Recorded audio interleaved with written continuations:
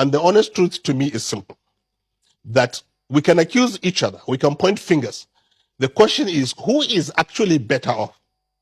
I'm a northerner, I'm from Kano State, and I have been accused by colleagues and brothers in a very civil political discussion of dominating the polity, dominating the economy, and dominating the security. So I asked the question, if I dominate the polity, I have the president. Yes, I have the executive council and appointees that are constitutional, just like every other state. What is my economic situation? And what is my security situation today? So the question is it working for me if I dominate somebody? It's not. The question is, look at all the indices of development. The North today is actually worse off.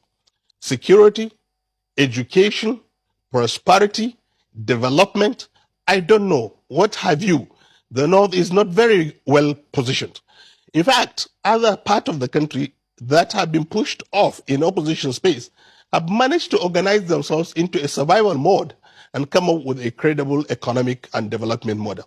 So I will say to you that, look, I think this country needs to be reviewed, and I think need to be fairly and equitably structured. I've always advocated for what I call development federalism.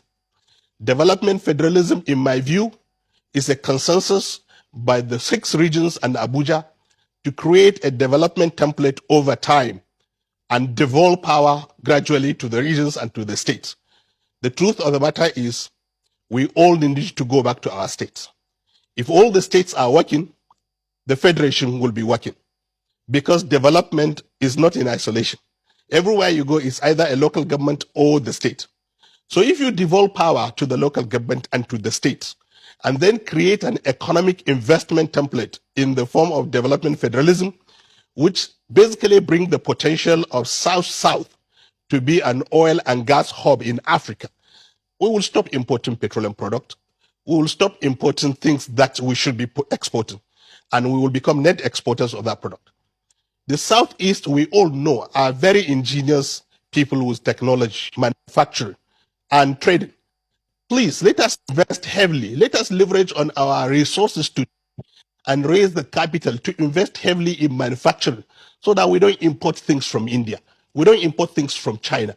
We import and we produce these things we need for agriculture and for our transportation and other industrial machinery in the East. It's doable. I've been to Newi, I've been to the industrial hub of Aba. I have seen what the East can do. We will be proud to say, made in Aba, produced in Aba, made in Nigeria. And we will all be proud citizens. And the economy of the East will be a net contributor to the center. The same thing with the Southwest. Southwest dominantly is a manufacturing and marine economy. Singapore is exactly like that. And therefore, if we develop the marine economy, the ports, and the manufacturing base of the Southwest, we will be net exporters of goods and services and service providers in marine. And therefore, the Southwest economy will become net contributor. If you take the 3 regions of the North, Central, East, and West, and you take the 3 countries of Cambodia, Thailand, and Vietnam, our economy is almost the same thing.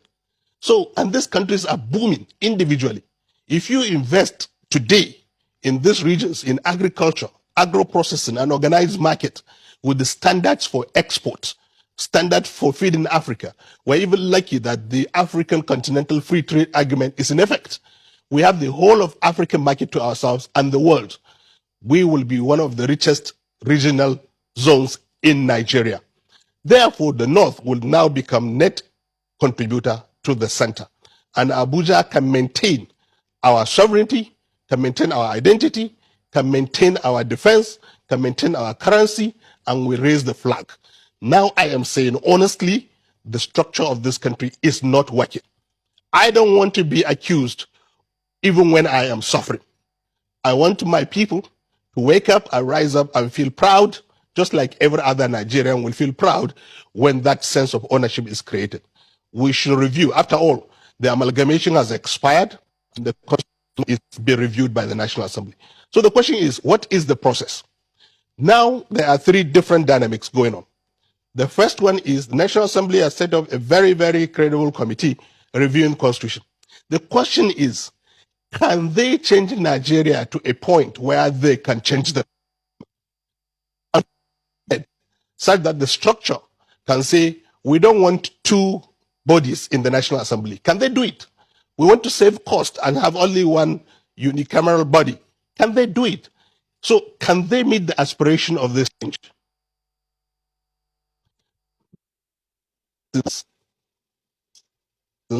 Waking up Wow. to create a platform for this commission. And the third one is the one we don't want, is eruption, is anarchy. And that is important. And when you mention that DSS is talking about anarchy, I get very worried because we're almost there already. That citizens are advocating for change in an undemocratic way is not where we want to be.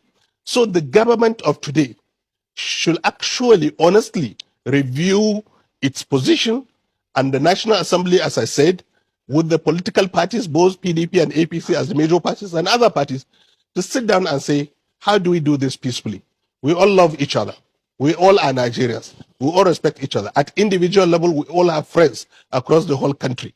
And honestly, everybody wants to have a giant, functional, proud country called Nigeria in Africa. Not only Nigerians, the whole black are looking up to us to provide leadership. We are better up together, but we need to have a functional structure.